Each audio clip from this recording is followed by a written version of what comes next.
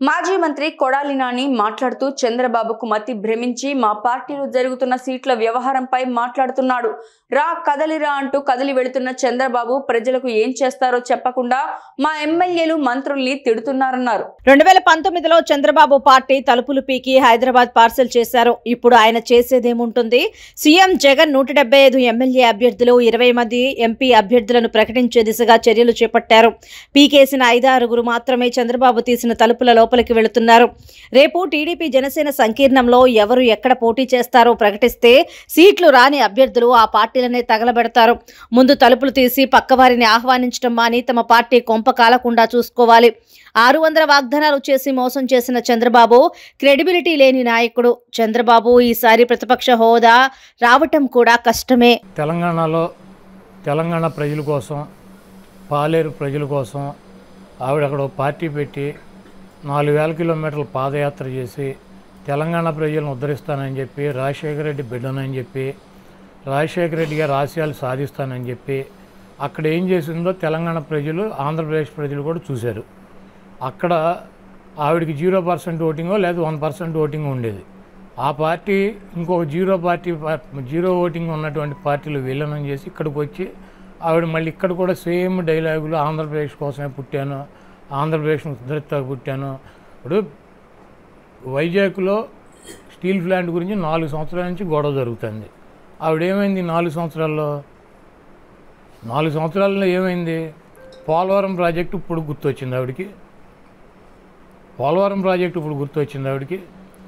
ఇవన్నీ కూడా రాజకీయంగా ఏదో రకంగా ఒక పదవిలోకి రావాలని చెప్పి కాంగ్రెస్ పార్టీ ప్రాపకం కోసం జగన్మోహన్ రెడ్డి గారి మీద నిందలేస్తూ తిరుగుతుంది. ఆవిడ పార్టీ కోసం కష్టపడ్డాను, పార్టీ కోసం ఇది చేశాను, అది చేశానని చెప్తుంది.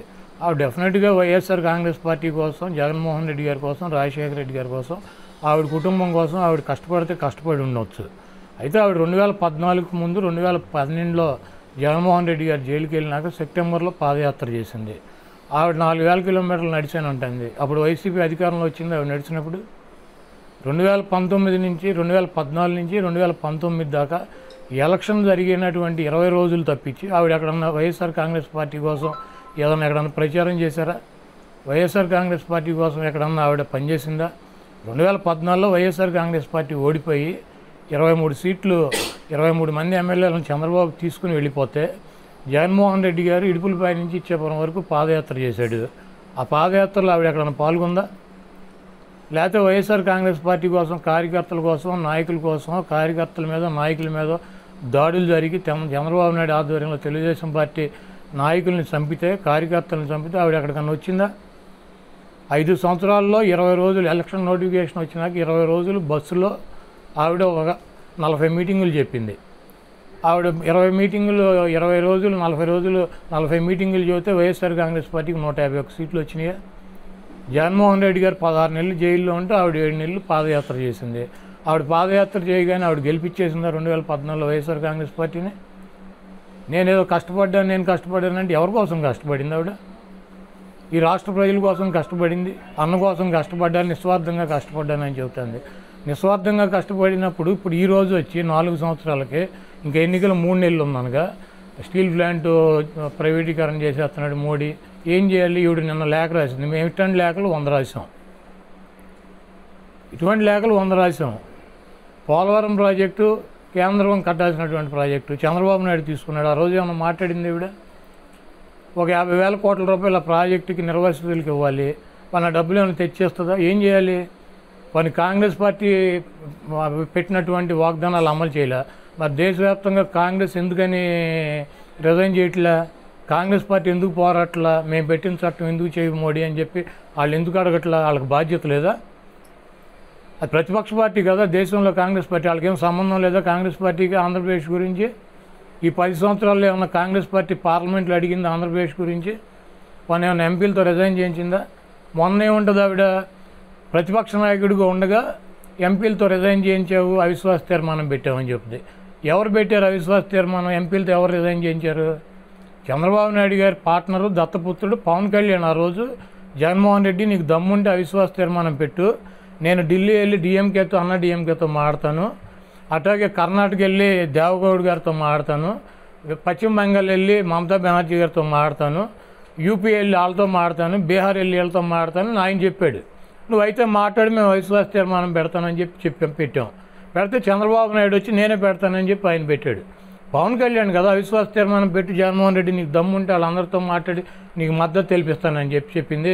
నువ్వు మాట్లాడు, దమ్ముంటే కాంగ్రెస్ పార్టీతో మాట్లాడు, మోడీ గారి మీద అవిశ్వాస తీర్మానం పెట్టించు. ఆ రోజు పవన్ కళ్యాణ్ తీసుకున్న పాత్ర నువ్వు తీసుకో. గతం మర్చిపోయి ఏం జరిగిందో మర్చిపోయి జగన్మోహన్ రెడ్డి గారు అవిశ్వాస తీర్మానం పెట్టాడని చెప్తుంది ఆవిడ. కనీసం ఈ రాష్ట్రంలో ఏం జరుగుతున్నాయి పరిస్థితులు కూడా ఆవిడకి తెలవనటువంటి పరిస్థితి. ఇక్కడ జరుగుతున్నటువంటి 17 మెడికల్ కాలేజీలు కట్టాం, అది అభివృద్ధి కాదా? 16,000 మంది సచివాలయాలు కట్టాం, అది అభివృద్ధి కాదా? 10 మందికి ప్రతి గ్రామంలోని సచివాలయం ఎంప్లాయ్మెంట్ ఇచ్చాడు. దాదాపు 2 లక్షల పైన సచివాలయాలకి ఉద్యోగాలు ఇచ్చారు, గవర్నమెంట్ ఉద్యోగాలు. 53,000 మందిని మెడికల్ సిబ్బందిని తీసుకున్నారు. అదేవిధంగా 2,57,000 కోట్ల రూపాయల సంక్షేమ కార్యక్రమాల కింద అనేక కుటుంబాలకు ఆర్థిక సహాయం చేశాం. అదేవిధంగా 4 షిప్ పోర్టులు రన్నింగ్లో ఉన్నాయి, కడుతున్నారు. షిప్ జట్టీలు కట్టాము.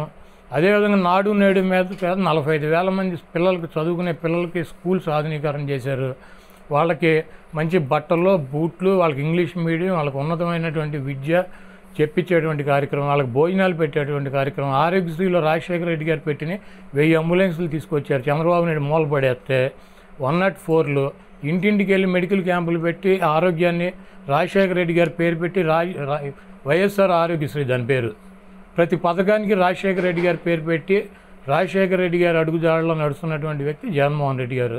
మీకేమన్నా తగాదాలు ఉంటే మీకేమన్నా అంటే పర్సనల్గా మాట్లాడుకోండి. ఊరిని ఆ కాంగ్రెస్ పనికిమాలిన పార్టీలో చేరి రాష్ట్రాన్ని సర్వనాశనం చేసి విడగొట్టినటువంటి ఆ దౌర్భాగ్యమైనటువంటి కాంగ్రెస్ పార్టీలో చేరి ఆ పనికిమాలినటువంటి తీసేసిన తాచులదారులాగా ఆ 10 మంది పనికిమాలిన నాయకులను వేసుకుని రాజశేఖర రెడ్డి బిడ్డ, రాజశేఖర రెడ్డి బిడ్డ, రాజశేఖర రెడ్డి బిడ్డ అని తెలంగాణలో ఆయన పరువు తీసి ఆయన పేరు మీద పార్టీ పెట్టి ఆ పార్టీని తీసుకెళ్లి మూసీ నది లాంటి కాంగ్రెస్ పార్టీలో కలిపి ఇక్కడికి వచ్చి జగన్మోహన్ రెడ్డి గారి మీద నిందలో జగన్మోహన్ రెడ్డి గారిని విమర్శిస్తుంది. ఇదంతా కూడా మంచి పద్ధతి కాదు.